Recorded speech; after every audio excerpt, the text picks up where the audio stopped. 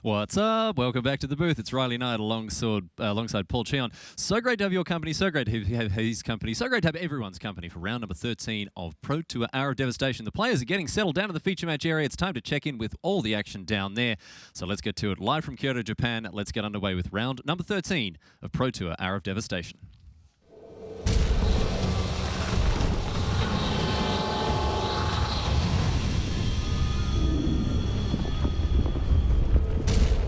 Hello, my friends, and welcome to Kyoto, Japan. Round number 13 of Standard at Pro Tour Hour of Devastation is about to get underway. You're in the booth with Riley Knight. Alongside me, it is Mr. Paul Cheon himself. Paul, great to have you alongside me as we get into our second round of Constructed for today. The draftos are all Dunskies, and now it's time to get on with things here. And we've got some pretty hot players in the feature match area this round. Yeah, we got some good ones. Seth Manfield currently at 10-2. Of course, he was undefeated after day one, and he actually drafted what looked like a pretty great zombies deck, but actually only ended up going 1-2 with the deck. Yeah, he had some pretty hard time down in the feature match area. Hopefully, for his sake, fortune will favour him a little more kindly in this round. He's up against Bachaud, and I got a chance to check in with him earlier on.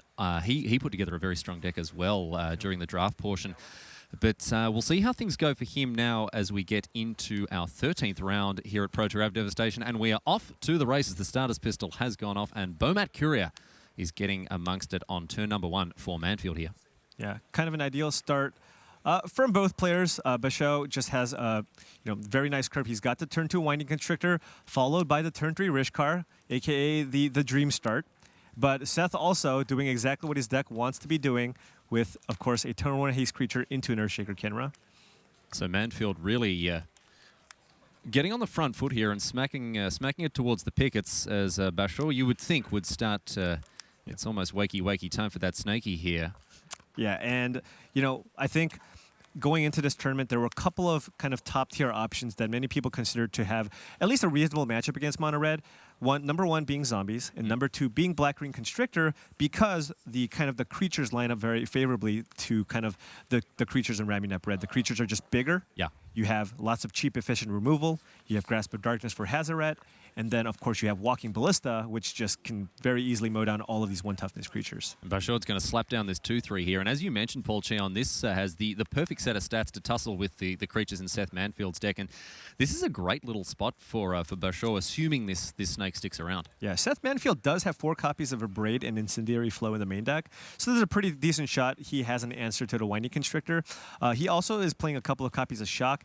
And, okay, it looks like he's firing that off. Never let the Black-Green Constrictor deck untap with the snake. Yeah, that's right. The Abrade Arena, they're taking down the 2-3, and Manfield's in again. We've got 3 copies under that Bachaud. Sorry, 3 cards under that Bachaud Courier. He's got a very full mailbag, and now a 2-1 coming down again.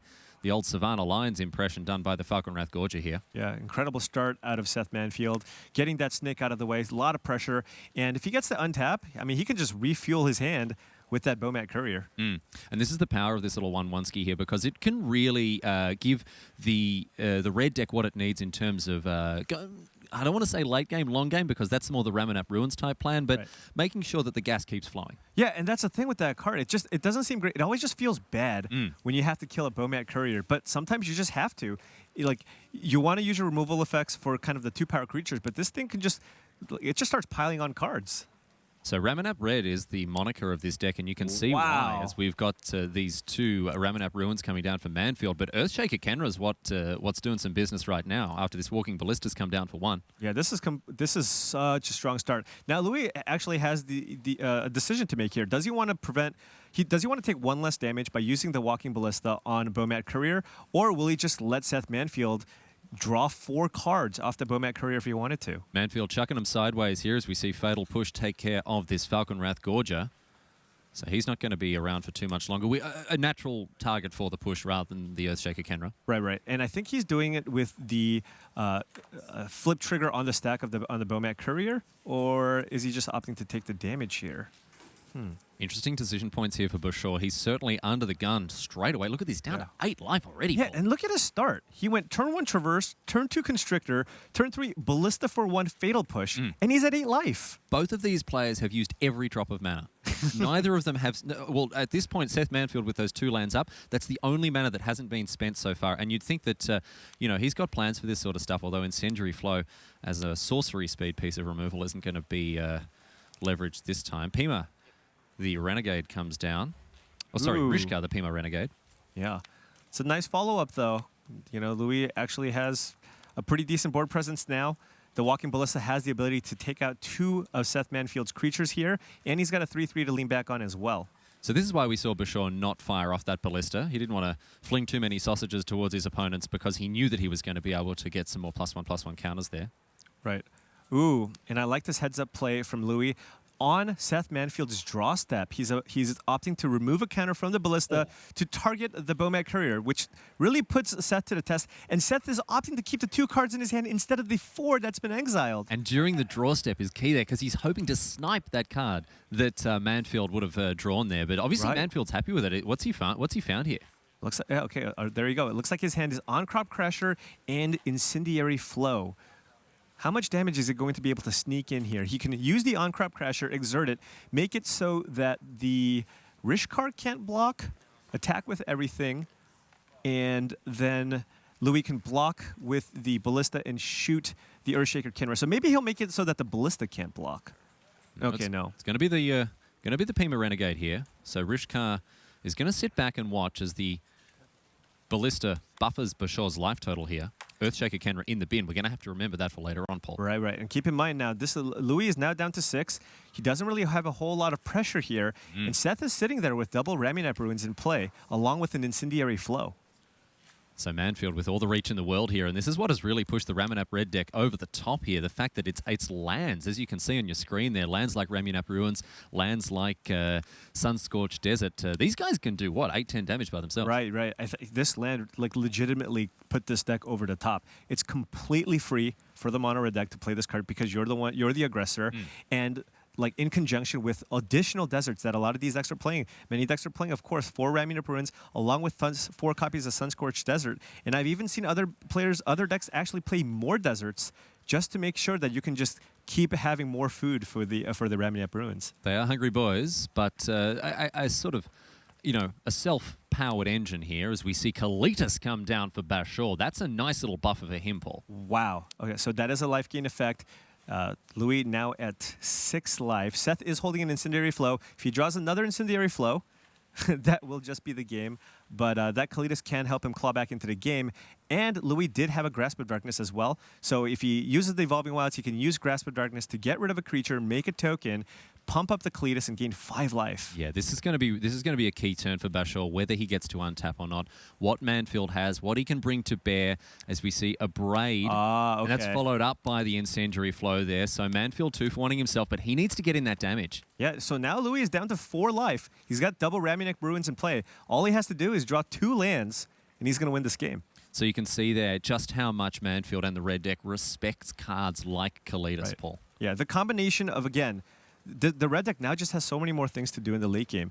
You already had, of course, access to Hazoret, but now you have Ramunap Ruins as a way to use your mana. And also, you're playing 4 copies of Earthshaker Kenra, which does Eternalize for 6 mana. So this deck really just can't flood out. Yeah, it's always got stuff. It's always got places to put its mana. I mean, we're going to have a discussion about how to attack this deck moving forward, as we see Liliana, the last hope, may indeed be the last hope for Bachaud here as he mills himself for 2. Yeah. Walking Ballista is going to be the card flipped over, in addition to a Forest here.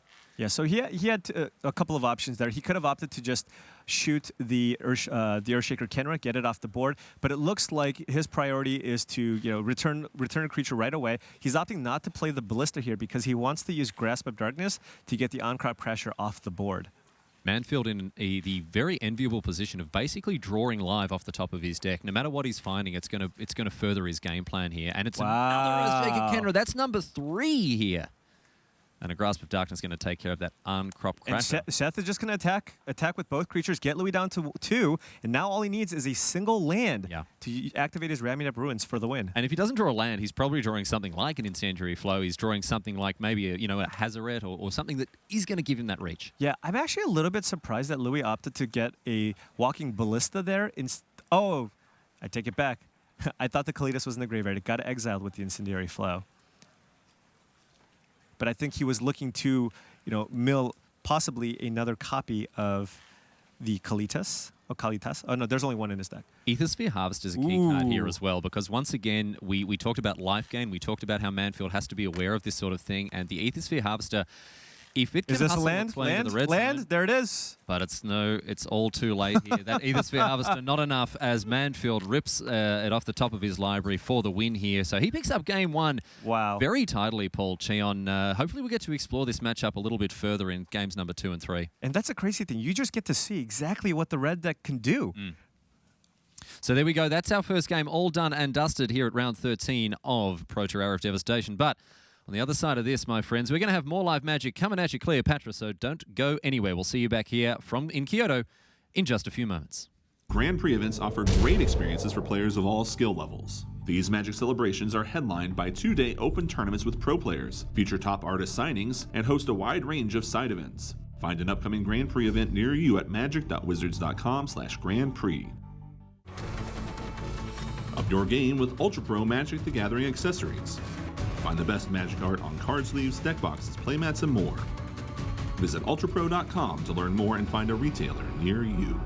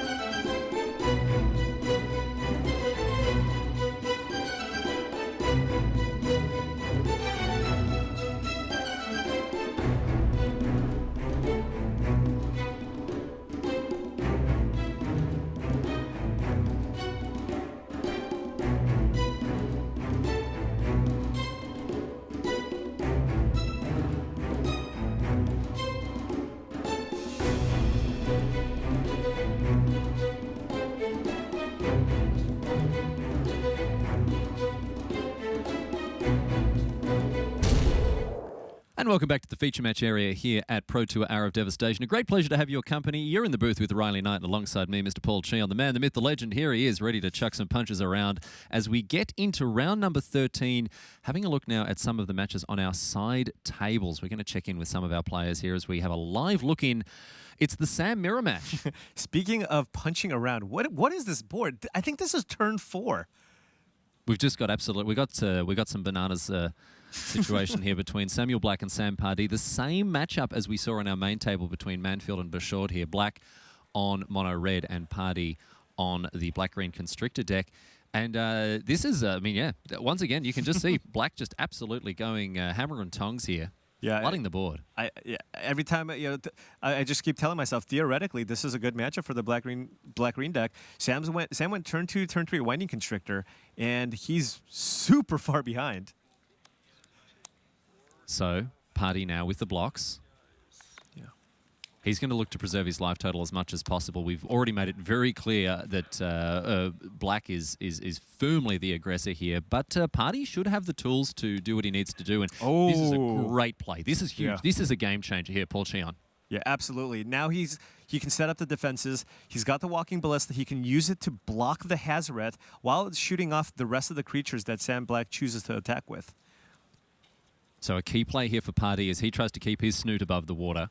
Yeah. The problem here is, depending on what Sam Pardee's life total is, that Hazoret could still take over the game. Sam needs to have a Grasp of Darkness, or Sam just gets a free attack. Sam Black gets a free attack every turn. Black, carefully considering his options as this game moves forward. Yeah. You can see he's chosen to really show off his style with his mana base here. Those beautiful mountains he's chosen to bring to bear. Right. We've seen strong play in the feature match area with basic lands this tournament. It's been a pleasure to see the players getting around this sort of stuff. Bomat Courier comes down. Interesting. Sam Black opts to play the Bowmat Courier instead of maybe discarding it to the Hazoret the Fervent. So Mountain in hand for Black here. Party with 2 cards in hand. Deciding what to do. I imagine, certainly the Hazoret the Fervent is kind of the free attack here. It's just a question of what else he wants to do. Yeah, that's...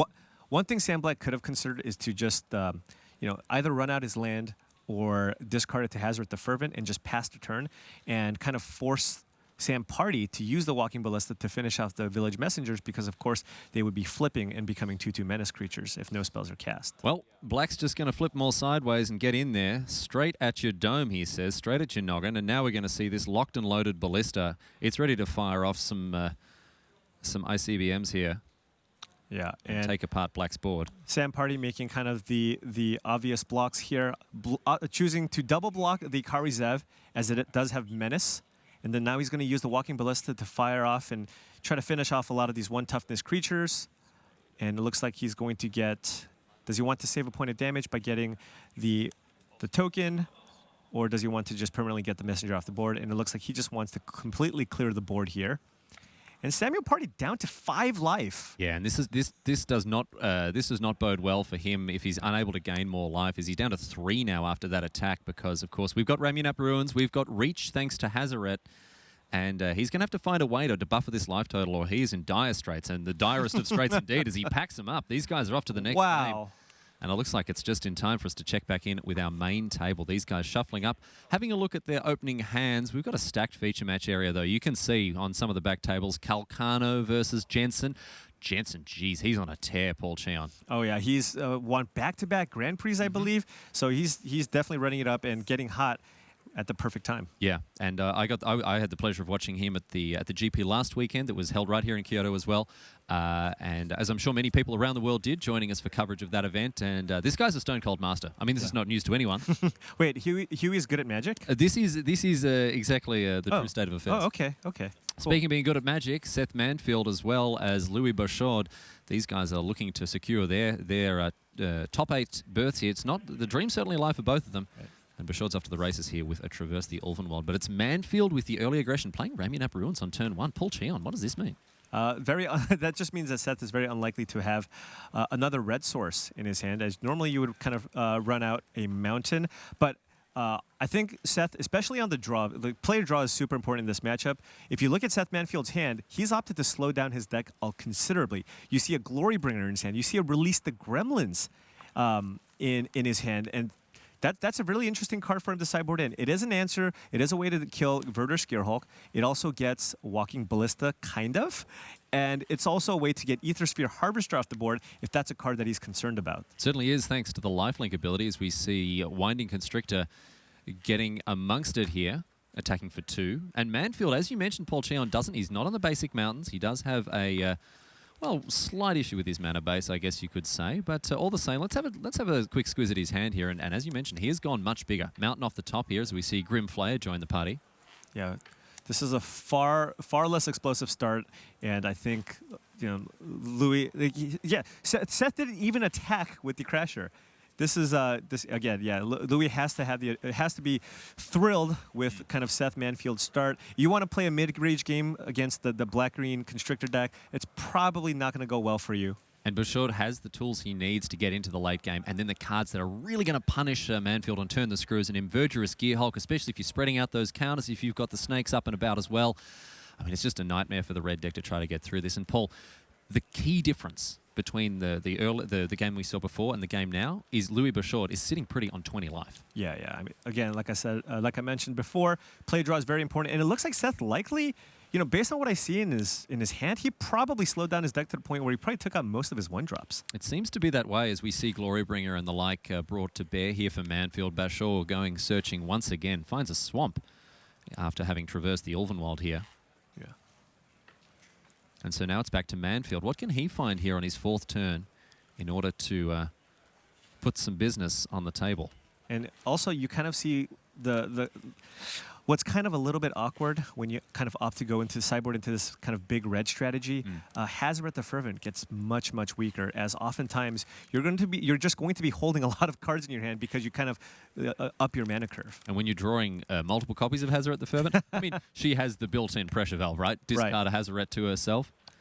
But yes, if you're just cutting all your cheap creatures, she's just not even going to be able to attack until much, much later in the game. So Hazoret the Fervent, appropriately the only god to have survived the onslaught of Nicol Bolas during the Hour of Devastation. But she's got a work cut out for her because Verdurous Gearhulk's coming down to lend this particular stamp of authority. And check this out, thanks to the Snake as well, we've got some big bad beaters on the battlefield. Yeah, that's just 5 mana, 10 power. Is that... What do you think? What do you think about that? That's pretty good. We're back. I mean, it's beating the old Wolfir Silverheart days of Wolfir Silverheart. Absolutely. And both of these creatures are just big enough to just block the hazard if they wanted to. And both of those creatures are out of the Glorybringer range as well. But Seth Manfield did board and release the Gremlins, likely going to use it on the Gearhulk, but still might not be enough. He's still facing a 6-powered Winding Constrictor. Yeah, and this is just huge here for Bachaud because he has now the opportunity to sit back on defense, preserve his life total. I mean, this Hazoret is putting some pressure on him, but he's on 19, Paul. Yeah. So we do have a Gremlin on the battlefield in addition to this Earthshaker Kenra. And I imagine it's likely going to be attacking here because the double block doesn't really do anything. Okay, they're just waiting to make a Goblin token. There it is. Hungry little boy. He ate up a Verdurous Gearhulk, so he should be good for now as we see the Kenra come in. And Louis, let's take a look at Louis' hand here. See what he's working with.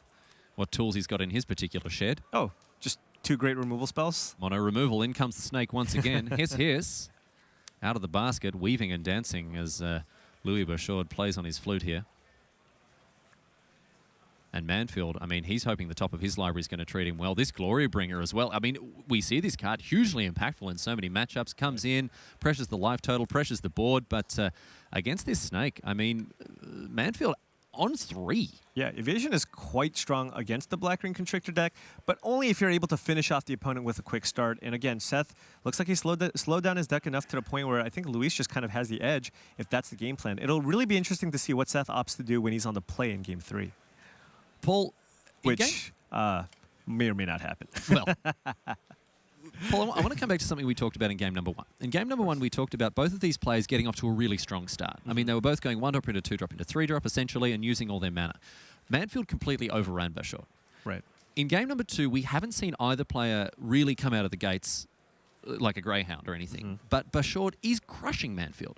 Yes. I mean, does this go to show that the Black-Green Constrictor deck can go the distance against Red, even when it doesn't have these huge, big, explosive starts? Yeah, absolutely. Again, the Black Ring Constrictor deck, it curves out very, very well. It's got access to the best cheap removal in the format.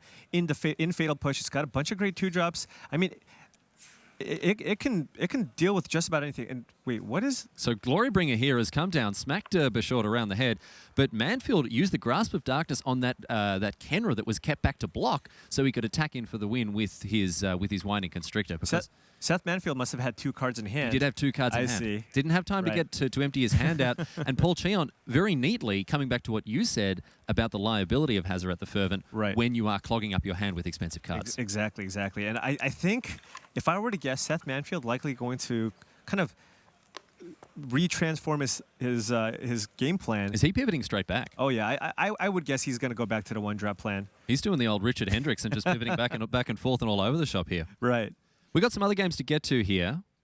So we're going to check in with one of our other tables while these guys are shuffling up. Time for another live look in. This time it is between William Huey Jensen, Christian Calcano. We've already talked about these guys. And Jensen, fresh off a GP win last weekend. He'll be looking to double down on that peak performance here. Calcano on Zombies.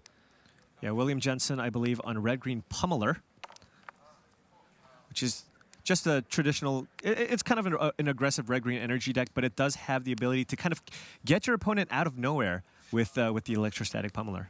Yesterday, Marshall was comparing it to Infect in Modern. And it can sort of do these out-of-nowhere kills where they attack you for 40 or 50 or 60 million, and you can just be taken down out of nowhere. Yeah, it definitely tries. Of course, it's much slower than Infect, but of course, Standard is also just a slower format in general.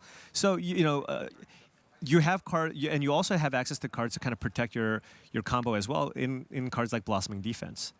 And Huey, I got to see him play a match against Reed Duke yesterday, and he played that deck masterfully. Unsurprising to hear.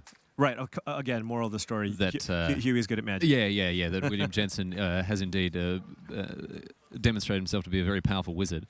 As we see Calcano here, never to return on the Servant of the Conduit. Clearing off Jensen's board, so important against the Pummeler deck to keep the board clear. Right. And Relentless Dead getting in there as well for 2, poking away at Jensen's life total. He's under a bit of pressure here on 8, but certainly not all over as Ronus comes down for the American Hall of Famer. Yeah, it looks like William Jensen might have mulliganed because he doesn't really have a whole lot. He doesn't have much of a board presence here. No. He had 1 creature and a couple of removal effects. And we can see removal that have been used in his graveyard. Blossoming Defenses as well as a tune with Ether. So he's had some early cheaper plays, but Calcano, 3 cards in hand, and no mana issues for him as well. Yeah. Relentless Dead getting in there. William Jensen, he still has a couple of live draws here. He has an active Ronus, or he will have an active Ronus if he just finds one of his larger creatures. And he does have a Blossoming Defense to protect one of those creatures against the Grasp of Darkness that's in Christian Calcano's hand. Calcano zombifying this Servant of the Conduit here as we see a 2/2 enter the fray. Just to add to the mix. And This game in an interesting position here, as the top of Jensen's library not treating him kindly. Oh no, he's getting completely flooded here, and he's down to 6 life. He's in a really, really tough spot. He's down to 2 now, and with William Jensen not holding any removal, I don't know what he can draw here to get out of this. Well, as the door closes here on William Huey Jensen, game score. We'll see exactly what the ultimate fate of this is. And with Calcano sitting at 1-0 here, he could be looking at a straight sets victory against the Hall of Famer. Yeah. Not a bad scalp to have at the PT level, deep into day 2. Yeah, really impressive run by Christian Calcano here. I mean, this guy's no slouch himself. We're running rings around Jensen, and because, of course, his resume is absolutely stacked. But Calcano, I mean, he knows his business too. Yeah, absolutely. Ronus the Indomitable's going to eat 2 -1/-1 counters here. And look at this, Jensen massaging those temples here. Just going into tank. That's the classic Jensen look. The classic Jensen look. Oh, and that'll do it. An extension of the hand here from Huey. He's unable to find the tools he needs to get across the line, and so he's going to pick up another loss in round 13, unfortunately him. But I tell you what, congratulations to Calcano. You can see him there sitting, little smile on his face as they do a little post-match autopsy together. He'll be very happy with that performance. We're about ready to head back to our first table in just a few moments as we see these players settling down for game number 3. The score's all tied up, of course, after Bachaud has got up and redeemed himself in the second game here. Yeah, again, really interested to see what Seth opts to do on the play here. As you got a kind of a chance to see what the red deck can do when it's on the play. We saw Sam Black just completely overrun Sam Party's very reasonable draw. Just being on the play, and you got to see exactly what Seth could do also on the play. So is he going to, continue to opt to go for his big red strategy, or is he just going to bring all those 1-drops back in and just get in there? What do you think? What's the smart money on? Has he gone back to the 1-drop, 2-drop getcha? Oh yeah, my money's on the 1-drops. All right, well, we'll see how things shake out now. These players, considering their opening hands, looks like both of them are not on the snap keep here, Paul Cheon. Both in the tank? Both in the tank. Bumping against the side of it like a blind goldfish here. And it looks like we're going to have at least 1 mulligan. Maybe Seth Manfield happy with his, but it's going to be 6 of the best for his opponent, Louis Bachaud. Unfortunate for him because, of course, being on the draw, he knows that the pressure's on here. Yeah, and Louis Bachaud has some reasonable sideboard cards in the matchup. Lots of one-ofs, but he does have a 3rd copy of Aethersphere Harvester in his sideboard, along with a Filigree Familiar and a Gifted Aetherworn. So definitely wants to fill up his deck with life gain options against the deck against the Ramunap Ruins deck, because we saw how that land can single-handedly just finish a. And this is something to take note of around the world wherever you are joining us this weekend. Certainly a great pleasure to have your company as we've explored the standard format, the draft format, and all the stuff that Hour of Devastation has brought to this game that we all love. Thank you for choosing to join us this weekend. We've very much enjoyed bringing you live coverage from Kyoto, but a lot of lessons for players around the world to take away from this, Paul Cheon, and one of them is, of course, you've got to have red on your radar. Yeah, absolutely. Currently, with the way the metagame's shaping up, you can't really afford to mess around. You know, the God Pharaoh's Gift deck had a lot of hype going into this tournament. Certainly a sweet deck, but the red deck just doesn't allow you. Yeah, it's to, just it's a to do whoop, that kind of whoop. stuff. That's the sound of the fun police. That's it, man. They're coming around. They'll get you as well. They'll lock you on those cuffs and chuck you away because just like, you know, when you're drafting Cube, you know that someone's going to be taking Goblin Guard. You know that the lightning bolts are going to go, and you've got to be careful or you're going to get your face smashed and dirtier. The fun police. That's it. That's it. But I tell you what, it's not affected too many people when it's when we've seen people having fun in the feature match area. Johnny Finkel and Frank Carsten, big smiles on their faces as they got amongst it earlier on, and you can see that beyond it all, of course, these guys really are enjoying their time at the top of the tables. And an Evolving Wilds opening things up for Bachaud after Manfield is off to the races with a Soul Scar Mage. Yeah, and again, Evolving Wilds, the definitely one of the type of cards that you don't really want to be playing. Too many copies of. I know Louis has to play it because he's got kind of a delirium theme going here. But in a world where people are playing a bunch of one-mana haste creatures, you really want to be able to play that Fatal Push on turn 1. Earthshaker Kenra, they just always have it. They've always got the Earthshaker Kenra, and it's no exception here for Seth Manfield as he gets in for 3 on turn number 2. Yeah. So the 1-drops definitely back into the main, as they should be.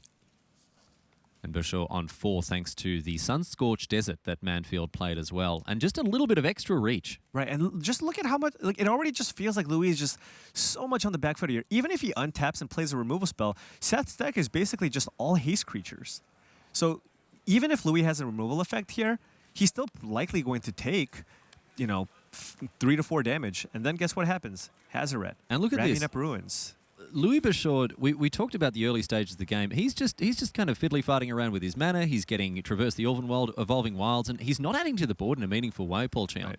Yeah. It looks like he really definitely needed to find that mana source. And he does have a Fatal Push, so he can use that to get rid of the Earthshaker Kenra. But again, check this out. Transgress the Mind is sitting in his hand. Yeah, that's a really, really interesting sideboard option, and I think it's a response to maybe wanting to deal with cards like Hazaret the Fervent. He might, he only has a few copies of Grasp of Darkness. Actually, only 2 copies in the 75. So he boarded it in. But I don't know if you can afford to do something like that. It's a really interesting point, and we've seen, Manfield pivot back, it looks like, towards the 1-drops, but Bachaud perhaps bringing that in as a hedge against the Hazaret, against the Glory Bringer, but I don't know. He could be staring down the barrel of the big whiskey here. As we look at Manfield's hand, it's not doing too much against the hand that he has here. Yeah, I mean, it makes a little bit of sense given how Seth played out the second game, where it looked like Seth sideboarded into kind of a big red strategy. And if that is what Seth opted to do for game 3, then I can see bringing in Transgress the Mind to get Chandra, Torch of Defiance, Hazaret the Fervent, and of course Glorybringer. But, Seth has Shock in his deck. He's got the Soulscar Mage. So things have slowed down a little bit here. Manfield's still stuck on 2 lands as he draws a Chandra off the top of his library, so he's unable to continue to deploy his hand. And this is great for Bachaud, but he needs to also start hitting his straps as another Evolving Wild comes off the top. Yeah, it looks like both players were a little bit land light. Bachaud just drew his 3rd land for the turn, and Seth is going to miss a 2nd land drop here. But he'll be happy with this, of course, Bachaud, because the more breathing room he gets, the better. We've seen him bring to bear a little bit of removal. And his hand is set up to transition into the late game if Manfield gives him that breathing room. Yeah, I mean, this is kind of the opportunity. This is the window for him to play Transgress the Mind and also still be able to keep up the Fatal Push. Confusingly mismatched basics here for Bachaud. But look at this, a Filigree Familiar. Where did that come from? That is techie. That is huge. That is a solid, 12th, 13th pick in draft? And it has come down here as, again, snagging a bit of life, going to gain you an extra card as well, and hopefully on the blocks it's going to have some kind of an effect. Yeah, and interesting here too, he opted to keep up a green mana for Blossoming Defense instead of black for the Fatal Push, as Seth passed with 2 mana up, meaning that he very likely has some kind of a 2 mana instant in his hand. Could be a Braid, It could also just be another shock, or both. Or both, indeed, both, absolutely. Paul Cheon was shooting from the hip. He knows exactly what's up. It does help that we have their hands written in front of us. That does help a little bit with the old Or two Chandras and a Release the Gremlins and a Collective Defiance. But I'm just pure guessing. Spitballing? Yeah. I'm just looking down at the sheet here. Yeah, it's not the best hand here for Seth Manfield, unfortunately. He has been unable to bring, most of these cards in his hand to bear. But he's still got some way to leverage a position, although he's respecting the combat tricks from Bachaud as he doesn't try to shoot that familiar out of the sky. Yeah, absolutely. But now Louis did draw his 5th mana source. This is beginning to turn around here, and it looks like Bachaud is actually transitioning nicely as we see Never to Return rip the guts out of one of those desperately needs to find some lands here. Mm. And it looks like he did, but it was a Sun-Scorched Desert, meaning that he can't play the Collective Defiance out of his hand. And can you imagine if he draws another Sun-Scorched Desert? He's got a couple of Chandras that he wouldn't even be able to cast. So Release the Gremlins is an option here. The Filigree Familiar, a bit of a liability in this situation, as it is an artifact. I think that's what we're going to see. Yes, indeed. But unless, what have we got here? It's the big Travis McElroy, unless, because down comes Blossoming Defenses, and the Filigree Familiar lives to fight another day. Yeah, absolutely. One thing Seth could have opted to do is still attack with the Soul Scarred Mage. No, it becomes a 4/4. Yeah, 4/4. An attack beforehand may have no. Still, then Bachaud is just so ready to defend his life. And now here comes the Gearhulk. And look at this. We're really getting Bachaud now into the driver's seat. He chucked his hand into his head into his hands there as though this is a bad situation for him, but the Frenchman is really chucking him. And I think I want to make 2 5/5s here, and that is what Louis opted to go for. One of the biggest cards he needs to be mindful of is, of course, Chandra Torch of Defiance, and that, of course, deals 4 damage. Yeah, she's to coming any down target. with the big flame slash, as indeed is Glory Bringer, and Collective Defiance can also ding creatures for a fair whack of damage as well. So these are all cards to keep in mind here for the Frenchman. Yeah. And Seth likely going to use his Braid here to deal with the Gearhulk. This card is just so impressive. Red decks have been given such a huge boost by this uncommon. One of the marquee cards of Arrow of Devastation in making an impact in Standard, and just the flexibility, Paul. Absolutely. Just 2 mana, 3 damage. It gives you answers to many of the biggest problems that the red deck has in the format. Of course, it gives you a nice, efficient way to just deal with cards like Winding Constrictor. But at the same time, it's an instant speed way to deal with Heart of Kirin if vehicles actually saw play in the feature match area. Random upside against all of these Gearhulks as well, as we see Liliana the Last Hope, and Bachaud going to snag some immediate value off of his Planeswalker here. I imagine he's just going to go for the Grimflayer here. It looks like he has Delirium, and so he just gets another play this turn, and he gets a Bastion for 5. This Filigree, if you had told me, Paul Cheon, that we would be covering a match where Filigree Familiar was all of a sudden a standard all-star, I would have asked you to check your knobs and dials there, because your instruments would have been out of whack. But it seems like this Fox is just getting up and about in a major way. Yeah, Louis, taking a look at his main deck, he's even got, again, 2 copies of Aethersphere Harvester in his main deck. He definitely had the mono red deck in his radar, and he drew the 3rd Sun-Scorched Desert. He can't even play the Chandras in his hand. Daggers. It does take What care are of the the Liliana. chances? It does take care of the Liliana, the Last Hope here, thanks to the 1 damage. But that is just ferocious for Seth Manfield. How? Yeah, just the chances are just so low. You just have for it to happen at this point in the Pro Tour, it's got to feel so bad. Yeah, that's terrible. Let's get Frank Carsten here to run the numbers on it, because Frankie numbers get that hypergeometric calculation going. I'm going to go with 2 and 45 or something. But yeah, that is brutal. A shock on the Filigree Familiar. To shrink the Filigree Familiar, because of course all your burn spells have wither when Soulscar Mage is on the battlefield. But that doesn't matter here to Bachaud, because he is continuing to turn the screws, as we see a Grimflayer trigger as well. This card had a bit of a heyday in Modern a few months ago in those Abzan decks, and the power of its trigger has not been lost, as this 4/4 gets across now, and we're going to see, it looks like Bachaud has binned a couple of cards, and he's considering what to do with this last one. It's going on top. That's a great sign for him, and not where Manfield wants to be. On 1 life, his mana base is not treating him kindly, and Paul Cheon, the win goes to Louis Bachaud. Unfortunately, Seth Manfield holding a hand that looked a little bit more like a foot, to be honest, by the end of the game, because he just did not have double red. Yeah, his mana definitely betrayed him in that one. Did not cooperate whatsoever. Still, well done to him for getting so far. And Louis Bachaud, big smile on his face as he continues through to round 14 with a pretty good record. It's time, however, now to check in with our final match. And Paul Cheon, not very surprising to learn. And look at this. We're going to have to do a real number on this battlefield. We have pure magic. Wafo Tapa against the Japanese superstar Tomoharu's side, of the local lad. He's getting in the business as well. Both of these players are on blue-red control, and they seem to have taken very different approaches to the post-board games here. Yeah, if you take a look at Tomoharu Saito's sideboard, it looks like he's going for the cheap creature plan. He's got Thing in the Ice and Pia Nalar, which I imagine is a card that he has in his sideboard. Sorry, I missed who got because that one. putting multiple threats on the battlefield is quite strong against mono-red aggro. But it looks like he's also opted to bring that in this matchup as well, just to kind of be the aggressor. Thanks. So Wafo Tapa did get up in game number 1 off the back of the Nicol Bolas, the Godfather, the God Pharaoh, of course, as we see Saito continue to flood the board with his threats. Really interesting to see his post-board approach. Dragon Master outcast, a stone cold killer, of course, but Wafo Tapa under pressure after taking out game number 1. Looks like Saito's trying to equalize pretty hard here. Yeah, Wafo Tapa's at 4 life, and he has a lot to deal with. He's got to flip the Woken Horror and a Dragon Master outcast, and Saito's got plenty of lands to trigger that. And, yeah. Locust God gets the old standing ovation, comes back for the encore here And for Wafo Tapa. Wafo Tapa looks like he's a little bit flooded, too. All he's holding is a Dispel in his hand with a couple of lands. It's not looking great for the Frenchman. We saw an absolute masterclass in round number 12 from him. You'll be able to check out those replays before too much longer. And certainly if you want to see a blue-red control deck firing on all cylinders, you can check that out, of course. Our coverage of Pro Tour Hour of Devastation coming at you live, hot and fresh out the kitchen from Kyoto, Japan. And it's certainly been a great pleasure to bring it to you. Thank you so much for choosing to join us this weekend. Paul Cheon along with me, Riley Knight, in the booth as we explore the, I would say, the final stages here of this game. But we got another one probably if Saito can get up and snag himself the W. Yeah, Guillaume's going to have to lean very heavily on the Locust God here to, filter through his draw steps and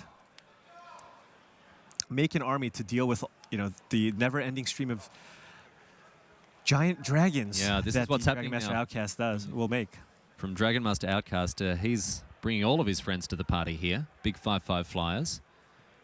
And as a cheap threat that you can kind of sneak in and protect later on with counterspells and removal and what have you, this guy was a very welcome reprint, I would say, as we engaged in the battle for Zendikar. Right. It'll be interesting to see how Tomoharu Saito will opt to attack this turn. Guillaume does have the ability to make a token, an insect token, by activating the Locust God by drawing and discarding a card, which then allows you to make a 1/1 flying haste token. He doesn't have too much else to do with his mana, as you said, just the single copy of Dispel, which he'll still be able to cast after the activation here. PNLR going toe-to-toe with the Locust God, and it looks like these little buggerinos are also on the block. And Wafo not really taking any damage here. And we're going to see draw discard here. And he's opting to do this before damage. Interesting. Finds a disallow off the top. Okay. Now he's making another token. And Wafo, the problem is he needs to find an answer to that Dragon Master Outcast. He is able to make a stream of 1/1 flying tokens, but eventually these 5/5s will be able to kind of grind through these 1/1s. Oh, and another land off the top for Wafo Tapa as we see another bug come into play here. These Locusts certainly holding down the fort up in the air so far, but we're going to need to see some more action. Oh, and there's the Honest answer. Lightning. There we go. Look at that. Quick as a Wow. flash. Wafo Tapa. His deck has started to cooperate, Paul Cheon. Right, and he's got access to, 7 mana, so he can use Harness Lightning. Tomoharu Saito is going to counter with the Disallow, but Wafo Tapa also has a Dispel here. He can defend his spells here, and this is the power of Dispel. We see this, an absolute powerhouse, even in Modern. Yeah. Dispel, such an important interactive card for blue decks that are looking to get engaged in stack-based warfare. Disallow comes down, and then a Dispel, and Tomoharu Saito unable to fight further. So away goes the Dragon Master Outcast. Guillaume Wafo Tapa, he is trying to put his snoot back out in front of this game, and he's got his work cut out for him. Yeah, and again, if you kind of look at the board state, this happened earlier. Guillaume Wafo Tapa was at a low life total, and his opponent looked to have a pretty good board state, but I think he's stabilizing with the Locust God. I'm so excited. This is such an exciting piece of technology. Wafo Tapa, as you see, disallow in hand to protect himself. As we see now, Tomoharu Saito with a glimmer of genius. It's a nice one for him. Wafo's like, no. There's only one person who gets to have cards in hand. Well, I guess neither of them have cards in hand, but Right. no, he's never going to let his opponent get ahead on cards. No, that's true, and that's a decisive, a nice little way to keep himself ahead here with his disallow. But the Locust got, as you mentioned, an important piece of technology for the blue-red decks as Wafo-Tapa moves to block now. And one important thing, again, Wafo-Tapa can use the Locust God to trade with the Dragon here because, of course, it'll just go back into Wafo's hand. Yeah. And Tomohiro Saito is completely tapped out on his turn, so Guillaume doesn't have to worry about a disallow to see whether or not the Locust God will resolve. So the board for Wafo-Tapa cleared, but not for long, as we're going to see now a third curtain call for the Locust God. An Essence Scatter off the top. Wafo-Tapa, he's ahead of the game because he's kept in Essence Scatter against his blue-red control opponent. Yeah, absolutely. Tomohiro Saito, if you look at his sideboard, too, he's got 2 copies of Glorybringer, 2 copies of Dragon Master Outcast, 3 Thing in the Ices, and 3 PNLRs. He's a lot of creatures. He's got 11 creatures in the board, which I love these transformational sideboards. As the Locust God comes back down to thunderous applause here, and we see Hieroglyphic Illumination off the top. Yes, always goes Essence Scatter. Well, Wafo-Tapa, he doesn't care at all. Oh, my goodness. Another bug here. And ships it back to Saito. So Wafo-Tapa with his shields up in a major way. Let's see what Saito can find. Oh. Ooh. Was that a PNLR? I believe that was a Harness Lightning, but I'm not sure. Like a red card of some description. Yeah. Saito kept playing it very close to his chest, or close to the table. And Just kidding, it was an Ether Hub. it was an Ether Hub. It looked like a red card. It did kind of look like a red card, to be honest. And then again, I'm the worst person to be commenting on this because I am as colorblind as a dog here, unfortunately for me. All right, and I imagine Wafo's just going to put the insect tokens in the way here, and I think this is the point where Wafo's going to start taking control of this game. And Nicole Bolas, oh, here he is, the big boy himself. There off it the top. is. Wafo-Tapa with one of the most incredible comebacks you're likely to see, ladies and gentlemen. He's got 500 million squillion mana on the battlefield. He's got Locust God activations. He's got the powerful Planeswalker, and he is in a position to turn the corner here, Paul Cheon. Yeah, he's got the Ether, and he's opting not to go for it here. This is crazy. He's looking to just get on the board with his Locusts by the look of things. I mean, how much damage does this Nicole Bolas do if it comes down here? It does a ton, but I think, with Saito with the 1 card in hand, I guess Guillaume Wafo-Tapa just wants to play this as safe as possible and make sure that he has protection for the Nicole Bolas when he's looking to cast it. He's looking for Dispel, Disallow, or Torrential Gearhulk. Wafo-Tapa now with his Wandering Fumarole. They're looking to trade here or just going to bounce off each other? It looks like Wafo wants to go for the trade and also opts to activate the Locust God. Ether Hub hitting the bin now, an upgrade to the Wandering Fumarole. Wow. Okay, the trade skis here for Wafo-Tapa and Saito with their Wandering Fumaroles both hitting the bin. I was really excited to see if somebody was going to actually try out this card as a win condition in blue-red control, and it's completely taken over this game. And he's found the protection spell. Yeah. Yeah, this is key here for Wafo-Tapa now because he's going to be able to go toe-to-toe in fighting for Nicole Bolas. And he's not just missing a trick, a braid off the top as well here. Yeah. And 7 here it mana. is. Here it is. One of it black. Boom! The big entrance from the Marquee Mythic and an instant concession from Tomohiro Saito. He knows he can't beat this He's card. so happy. And a rare smile from Guillaume Wafo-Tapa. We checked in with this match, Paul Cheon, and it looked to be all over Red Rover here for the Frenchman, but he clawed his way into this game once again. What an incredible recovery from him and a masterful display of this deck here.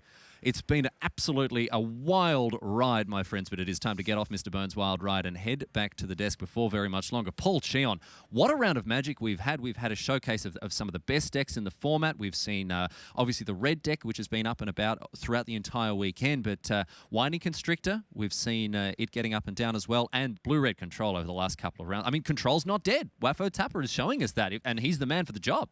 Yeah. Also, it's just possible that Control is dead, but Wafo-Tapa is so good Yeah. that he's still able to win matches where it's a pretty hostile environment. Perhaps I'm being a little bit optimistic in my assessment of whether Control is dead. In my mind, I guess Control is never dead.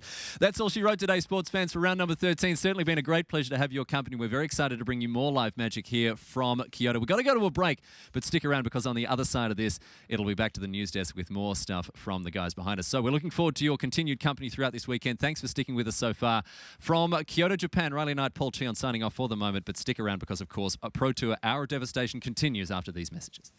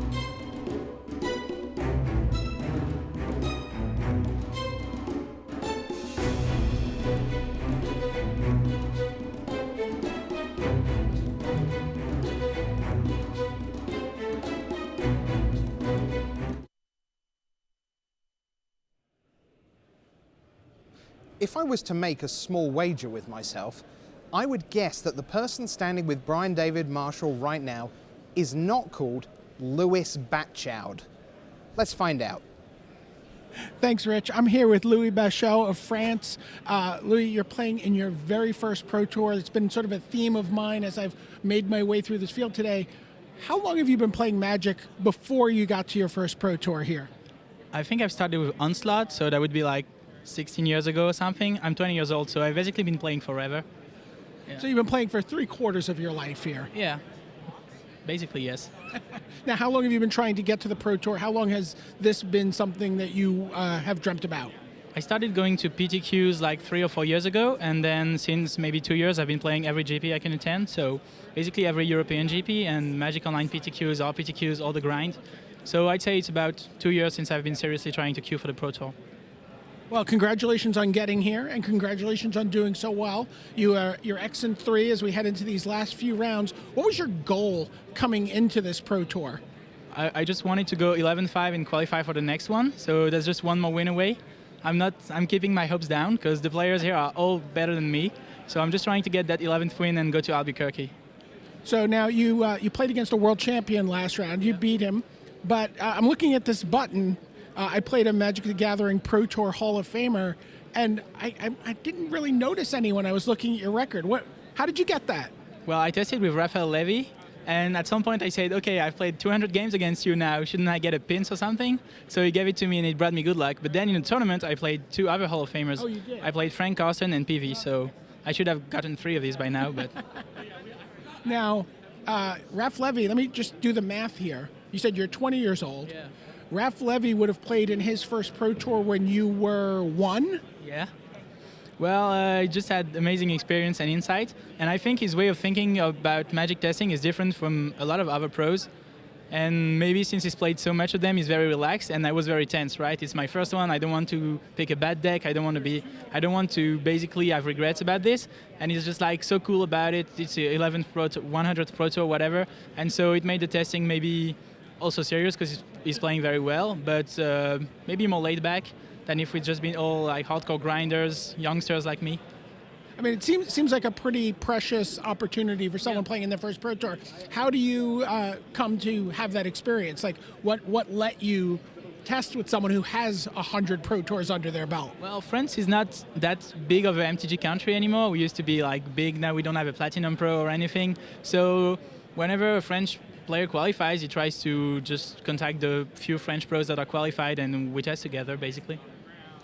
All right, well, that's great. And, hopefully we can return some Platinum status to France in the coming season.